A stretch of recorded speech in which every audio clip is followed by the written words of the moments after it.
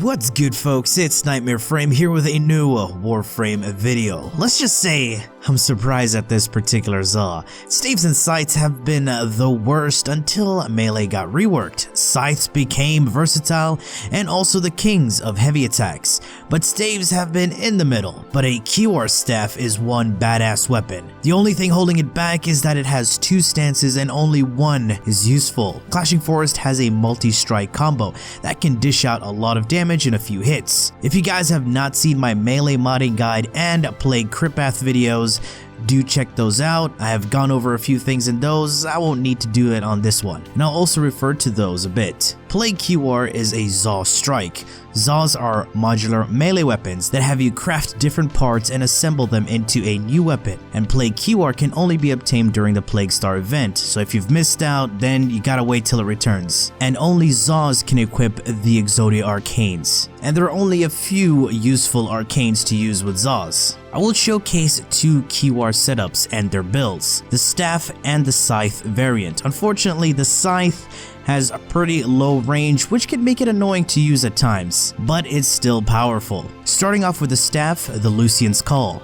built from the Plague Keewar Strike, Plague Balkrin Grip, and the Varjeet Jai 2 link. That's Varjeet with a G. These parts just make the weapon have balanced crits and okay status chance, which can be increased with Weeping Wounds. It has IPS, and since it's a Plague Zaw strike, it has innate viral. Blood Rush and Weeping Wounds are the go-to mods now after the melee rework, boosting crits and status chance per combo counter.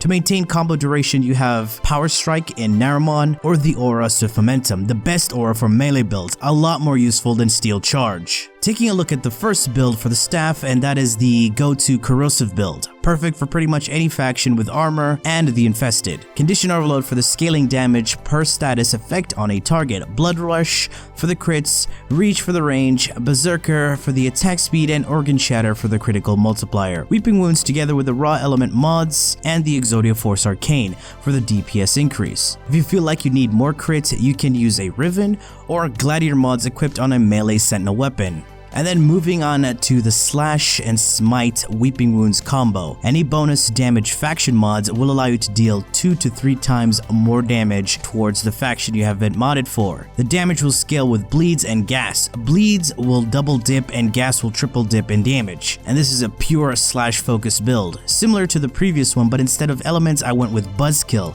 and Primed Smite. Since I'm testing against Corrupted, I'm using Smite Corrupted. Buzzkill does not increase my bleed damage, but increases the chances to proc Slash, basically making Slash the dominant physical damage type, as physical damage is 4 times more likely to proc than elements, and Slash with Smite is a deadly combination.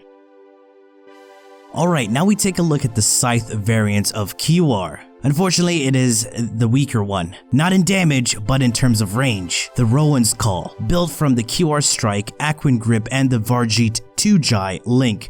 This grants me 32% crit chance and 14% status chance with solid base attack speed of 1. But as you can see, the range ain't so great at 1.7, but you can deal with that by using a certain stance. Now I'll be using 2 stances on one Scythe Keewar, just to show you the difference, and then it'll be up to you on what to use. Stances do not determine the damage and the motion of heavy attacks, so don't worry. The first build is the quick and heavy attack. Up to you on what stance you want to use. For this, I will use Stalking Fan. With the forward and block combo, this will have me perform a spinning motion. For this build, you want to build up combos so your Blood Rush and Weeping Wounds stacks up, and then you want to perform a heavy attack. Pressure Point instead of Condition Overload because you want all your attacks to deal initial damage, which is perfect for heavy attacking. Amalgam Organ Shatter for the crit damage and heavy attack wind-up speed. I'm running Exodia Triumph.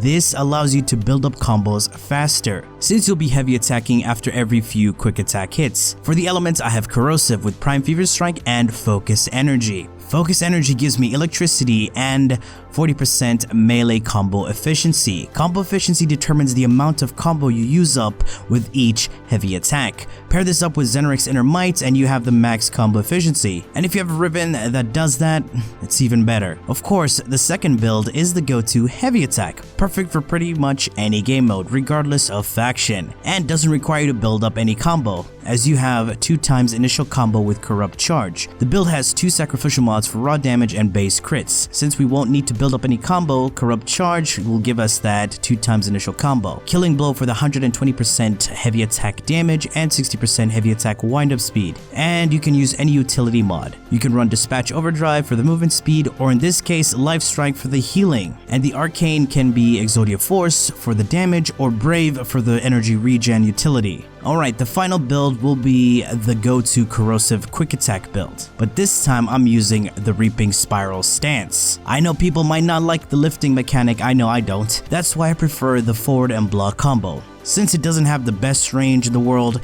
this allows me to close the gaps, and it has a multi-strike hit combo and a knockdown for ground finishers. Basically, this does a lot of damage. The build is the go-to corrosive Blood Rush and Reaping Wounds build. Straightforward, straight to the point, and devastating, using Exodia Force for the DPS increase. Then again, any side stance is worth using. Both of them are pretty useful, and it all depends on the feel of the combo. So these are my Keewar builds. Hope they helped you out, and if you have a Riven, you can make these builds even stronger. Rivens will have you add onto your damage or replace a mod for more damage and utility. Alright folks, that has been it from me. I do hope you've enjoyed this video, and if you did, feel free to leave a like, share, and subscribe.